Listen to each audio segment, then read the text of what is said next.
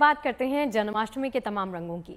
श्री कृष्ण जन्माष्टमी की तैयारियां लगभग पूरी हो चुकी हैं। श्री कृष्ण की जन्मस्थली ही नहीं बल्कि उनकी कर्मस्थली यानी द्वारका में भी जन्माष्टमी के भव्य आयोजन को मनाया जा रहा है। ब्रज में मंदिर और शहर को इस पर्व के लिए खूबसूरती से सजा दिया गया है और 3 दिन तक महोत्सव चलेगा, जबकि द्वारकाधीश मंदिर में जन्मोत्सव कार्यक्रम 6 दिन तक चलेगा। कृष्ण की नगरी और कर्मस्थली द्वारका में अभी से ही श्रद्धालुओं का तांता लगना शुरू हो गया है। मुंबई समेत महाराष्ट्र में दही हांडी का क्रेज भी दिखने लगा है और कई गोविंदा ग्रुप दही हांडी उत्सव की तैयारी में अभी से जुट गए हैं। 7 समंदर पार स्पेन से भी विदेशी गोविंदाओं की टीम मुंबई पहुंच चुकी है।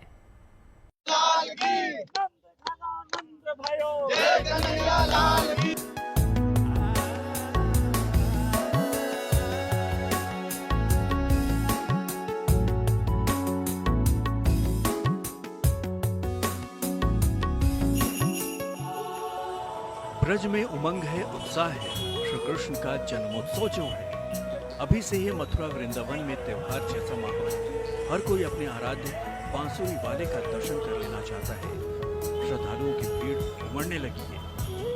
देश के कोने कोने से कृष्ण भक्त मथुरा वृंदावन पहुंचने लगे हैं और श्री कृष्ण की भक्ति में लीन हो जाना चाहते हैं। मजा आता है, आनंद मिलता है। हम सब हमारा छोड़कर यहाँ आते हैं। बहुत जो ब्रज में जो मजा है वो कहीं पे नहीं है। तो 2 दिन रुकेंगी यहाँ? हाँ, 3 दिन। 3 दिन रुकेंगी। हाँ। श्री कृष्ण का जन्मोत्सव करके ही हाँ, बाद में जाएंगे। इस तरह के आनंद की अनुभूति होती है यहाँ पर, बता भी नहीं सकते। श्री कृष्ण जन्मोत्सव को लेकर मथुरा वृंदावन के 25 चौक चौराहे को सजाया संवारा गया है। किसी पर श्री कृष्ण की बांसुरी लगाई गई है तो कहीं भगवान शिव का त्रिशूल और डमरू शोभा बढ़ा रहा है। जो शौर्य है, जो ऑपरेशन सिंदूर था, उसके नाम पर अंदर श्री कृष्ण जन्म स्थान में एक कटआउट लगाया गया है और बताया जा रहा है कि जिस पुष्प बंगले में भगवान विराजेंगे वो भी ऑपरेशन सिंदूर के नाम से होगा। भगवान श्री कृष्ण के 5252वें जन्मदिन के लिए मथुरा नगरी सज धज कर तैयार हो गई है। मंच बनकर तैयार है जहां श्री कृष्ण की लीलाएं जीवंत की जाएंगी। यही नहीं, आज से जन्मोत्सव की शुरुआत के साथ एक भव्य शोभा यात्रा निकाली जाएगी जिसमें पूरे भारत से आज 400 से ज्यादा लोक कलाकार शामिल होंगे और अपनी प्रस्तुति भी देंगे। श्री कृष्ण जन्म स्थान पर ऑपरेशन सिंदूर की झलक भी दिख रही है। सिंदूर बंगले में बैठकर भक्तों को दर्शन देंगे भगवान श्री कृष्ण के जन्म महोत्सव की ब्रज में धूम है और हम भूतेश्वर चौराहे पर मौजूद हैं। इस तरह इस चौराहे को सजाया गया है, संवारा गया है। ब्रजवासी भी भगवान श्री कृष्ण के जन्मोत्सव को लेकर जबरदस्त तैयारी कर रहे हैं। भगवान की पोशाक से लेकर उनका मनपसंद व्यंजन बनाए जा रहे हैं।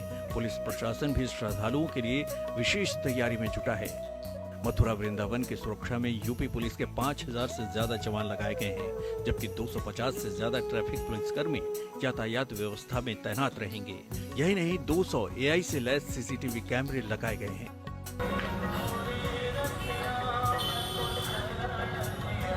इस बार श्री कृष्ण की नगरी में आजादी के रंग भी दिख रहे हैं। ऑपरेशन सिंदूर की झलक तो दिखेगी ही, यहाँ के पोतरा कुंड को तिरंगे की लाइटिंग से सजाया गया है जो सजावट में 4 चांद भी लगा रही है और देशवासियों को प्रेरणा भी दे रही है।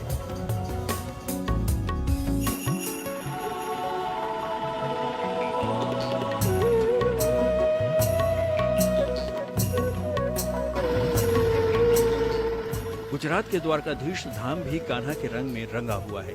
बेहद सुंदर तरीके से द्वारकाधीश धाम को सजाया गया है। मंदिर के शिखर से लेकर रास्ते और प्रवेश द्वार रंग बिरंगी लाइटों और लेजर लाइटों से रोशन हो उठे हैं। ये तस्वीरें इस बात की गवाह हैं कि कान्हा की जन्मस्थली की तरह ही उनके कर्मस्थली में भी उसी तरह का उत्सव होगा। यहाँ कृष्ण जन्मोत्सव पर सुबह से ही कई कार्यक्रमों का आयोजन होगा जिनमें भक्त शामिल होंगे।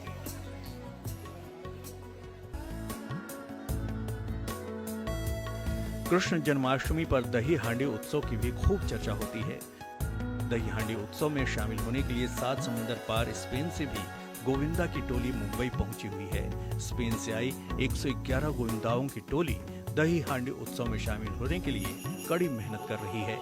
इन गोविंदाओं को पिरामिड के शेप बनाते देखकर मन खुशी से झूम उठता है। दही हांडी उत्सव में अपनी जीत पक्की करने के लिए विदेशी गोविंदाओं की ये टोली जमकर मेहनत कर रही है। और इन्हें यकीन है कि इनकी ये कड़ी मेहनत जरूर रंग लाएगी।